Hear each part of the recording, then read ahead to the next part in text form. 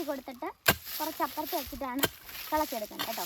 അപ്പം ഇന്ന് നമുക്കൊരു വെറൈറ്റി വിളവെടുപ്പാണ് കേട്ടോ. അത് എനിക്ക് തോന്നുന്നു സീതത്തോട് ഇവിടെയൊക്കെ ആയിരിക്കും കൂടുതലുള്ളത്, വനമേഖലകളിലായിരിക്കും കൂടുതലായിട്ട് കാണപ്പെടുന്നത്. ഇത് കിളയ്ക്കുന്നു, ചെത്തുന്നു, ഉണങ്ങുന്നു, അതൊക്കെ വലിയ പ്രൊസീജിയറാണ്. ഇനിയിപ്പോൾ ഞാൻ പറഞ്ഞിട്ടുണ്ടായിരുന്നല്ലോ ഈ ഒരു സമയത്ത് വിളവെടുപ്പിൻ്റെ കാലഘട്ടമാണ് എന്ന് പറഞ്ഞിരുന്നു. അപ്പം ആ വിളവെടുപ്പ് എന്താണെന്ന് നമുക്ക് കാണാം കേട്ടോ. നമ്മുടെ പറമ്പിലേക്ക് പോകുമ്പോൾ കാണുന്ന കുറച്ച് കാഴ്ചകളാണ് ഈ ബാക്ക്ഗ്രൗണ്ടിൽ കാണുന്നത്.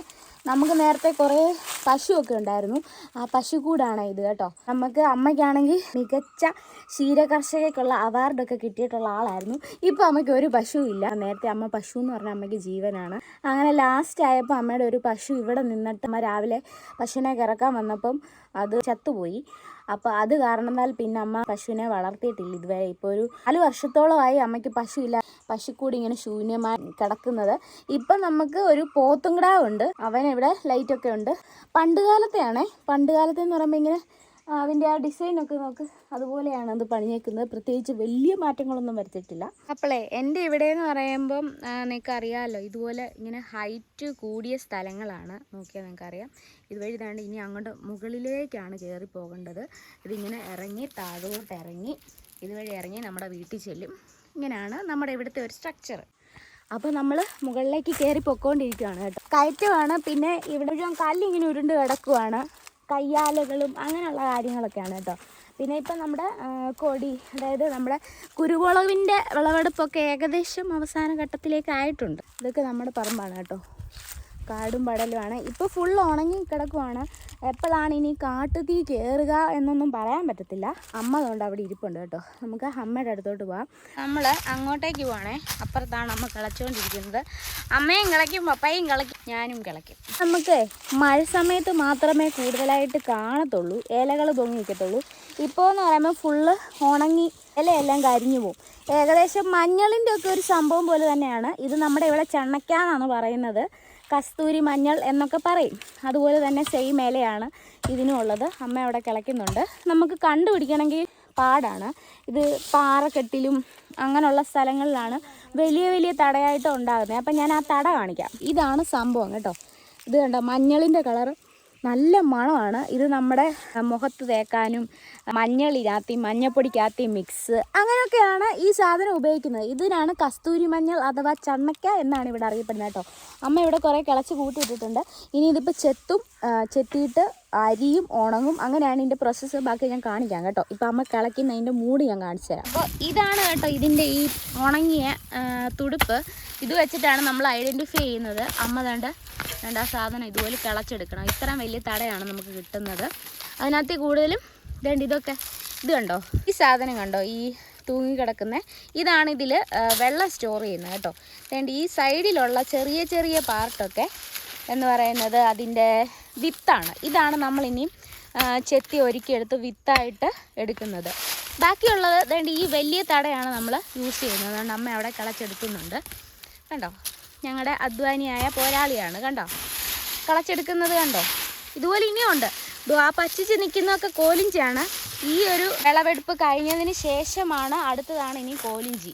അമ്മയ്ക്ക് ഈ ഇല കിടക്കുന്നത് കൊണ്ട് കണ്ടുപിടിക്കാൻ പാടാണ്. നിങ്ങൾ വിചാരിക്കും അമ്മ എന്താ ചെരുപ്പിടാത്തതെന്ന്. അമ്മയ്ക്ക് ചെരുപ്പിടുന്നത് അലർജിയാണ്. അവർ പഴയ ആൾക്കാർ. അതാണ്ട് കണ്ടോ വലിയ തട. ഇത് നമ്മളിങ്ങനെ മണ്ണ് മാറ്റി കൊടുത്തിട്ട് കുറച്ച് അപ്പുറത്ത് വെച്ചിട്ടാണ് കിളച്ചെടുക്കുന്നത് കേട്ടോ. എന്നിട്ട് നമ്മളിങ്ങനെ മണ്ണ് തല്ലി കൊടുക്കുക. ഇത് പോയതാ കേട്ടോ. ഇത് കണ്ടോ, പട്ട് പോയതാ. കഴിഞ്ഞ വർഷം കിളയ്ക്കേണ്ടതായിരുന്നു ഇത്. അപ്പോൾ ഞാൻ കിളച്ച് കയറി വന്നതൊക്കെ അമ്മ പറക്കി എടുത്തുകൊണ്ട് പോകുന്നുണ്ട്. നമുക്കിപ്പോൾ ഈ കരിയില കിടക്കുന്നതുകൊണ്ടേ ഇതിൻ്റെ ശരിക്കും മൂഡ് അറിയത്തില്ല. ഒരു മഴ പെയ്യുവാണെങ്കിൽ നമുക്ക് ഇതിൻ്റെ മൂഡ് ശരിക്കും അറിയാം. അതുപോലെ ഇപ്പോൾ ഇങ്ങനെ നിൽക്കുക. ഇതാണ് നമ്മൾ കിളച്ചെടുക്കുന്നത്. ഇതുപോലത്തെ വലിയ വലിയ തടകളാണ് നമുക്ക് വേണ്ടത്. ഇത് കണ്ടോ, ഇതൊക്കെ എന്ന് പറയുമ്പോൾ ഇതിൻ്റെ വിത്തുകളാണേ. ഇത് നമുക്ക് കൊടുക്കാം. വേറെ പുതിയത് വേണമെങ്കിൽ നമ്മൾ ഇതാണ് കുഴിച്ചിടുന്നത്. ഇതുപോലൊരു തടയൊക്കെ ചെത്തി ഉണങ്ങണം. അങ്ങനെയാണ് ഇതിൻ്റെ പ്രോസസ്സിങ്. അപ്പോൾ അത് ഉണങ്ങുന്നത് ഞാൻ കാണിച്ചു തരാം. ഇതിപ്പം ഇതിൻ്റെ വേരെല്ലാം ചെത്തി ഒരുക്കി അമ്മ ഈ കാലായി തന്നെ ഇതിൻ്റെ വിത്ത് ഇട്ടിട്ട് നമ്മൾ വീടിൻ്റെ അവിടെ കൊണ്ടിട്ടായിരിക്കും ചെത്തുന്നത്. നമുക്ക് രാത്രി കാലങ്ങളിലൊന്നും ഇവിടെ നിന്ന് ചെത്താൻ പറ്റത്തില്ലല്ലോ. ചിലത് വേണ്ട ഇതുപോലെ ഇരിക്കും കേട്ടോ. ഇത് നമ്മൾ കഴിഞ്ഞ വർഷം കിളക്കേണ്ടതായിരുന്നു, അതുകൊണ്ടാണ് ഇത് കണ്ട് പന്നലായിപ്പോയി, പൊടി പോലെ ആയിട്ടുണ്ട്. ഇതാണ് ഇതിൻ്റെ കളർ. പക്ഷെ നല്ല മണമാണ് കേട്ടോ, രക്ഷയില്ലാത്ത മണമുണ്ട്. അത് ഞാൻ വെറുതെ ഒന്ന് കയ്യിലോട്ട് വെച്ചതേ ഉള്ളൂ, അപ്പോഴത്തേക്ക് എൻ്റെ കൈ ഫുള്ള് മഞ്ഞളായി. അവിടുന്ന് പറിച്ചുകൊണ്ട് വന്നില്ല അമ്മ, അതിൻ്റെ വേരെല്ലാം ചെത്തി കളയുകയാണേ. എന്നിട്ടാണ് നമ്മളിതിൻ്റെ തൊലി മൊത്തം ചെത്തിയെടുക്കുന്നത്. കണ്ടോ, ഇത് കണ്ടോ, ഇതുപോലെ സിമ്പിൾ ഈസി ആയിട്ട് ഇത് നൈസായിട്ട് അതിൻ്റെ തൊലി ഒന്ന് ചെത്തി കൊടുക്കണം. എന്നാൽ മാത്രമേ അത് ഉണങ്ങത്തുള്ളൂ അല്ലേ അമ്മേ?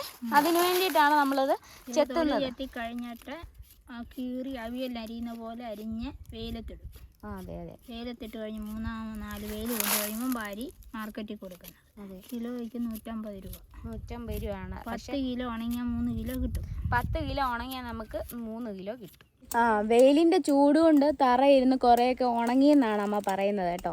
അമ്മ പുറകിൽ തകൃതമായിട്ടത് ചെയ്യുന്നുണ്ട്. ഇനി നമ്മളിത് വീട്ടിൽ കൊണ്ടുപോകും. വീട്ടിലിരുന്ന് ഒന്നിച്ചിരുന്നാണ് ചെത്തുന്നത്, അരിയുന്നത്, അങ്ങനെയൊക്കെ കുറേ ഒരു സെക്ഷനാണ്.